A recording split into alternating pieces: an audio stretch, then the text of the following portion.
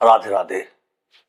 আচ্ছা, আপনার শিশু কি কোনো না কোনো রোগে আক্রান্ত?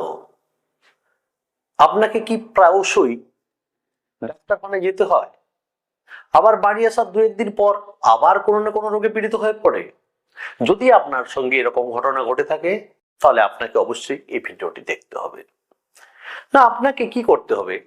না, আপনাকে অভিজ্ঞ জ্যোতিষের কাছে গিয়ে প্রথমে দেখতে হবে যে লগ্ন কোন স্থানে বসে আছে, সেই লগ্ন বা লগ্ন স্থানে কোন গ্রহের অবস্থান, সেই গ্রহটির সঙ্গে লগ্নপতির সম্পর্ক কেমন, বা যে গ্রহগুলি লগ্নকে দৃষ্টি প্রদান করছে সেগুলি শুভ না অশুভ। আর যদি আপনি এত কিছুর মধ্যে না যেতে চান, তাহলে আপনাকে একটা ঘরোয়া উপায় বলছি, সেটি আপনি করে থাকবেন। কি করতে হবে? না, আপনি মঙ্গলবার দিন একটি অষ্টধাতুর বালা তৈরি করতে আসবেন। তারপর শনিবার গিয়ে সেই বালাটি বাড়িতে নিয়ে আসবেন। বালাটি বাড়িতে এনে গঙ্গা জলে শুদ্ধ করবেন।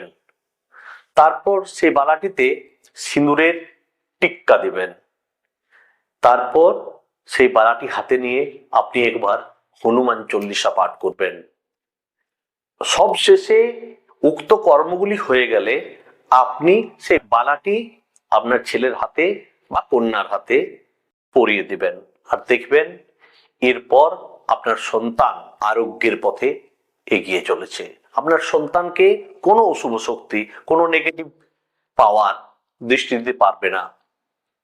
ভালো থাকুন, সুস্থ থাকুন, সন্তানকে ভালো রাখুন। রাধে রাধে।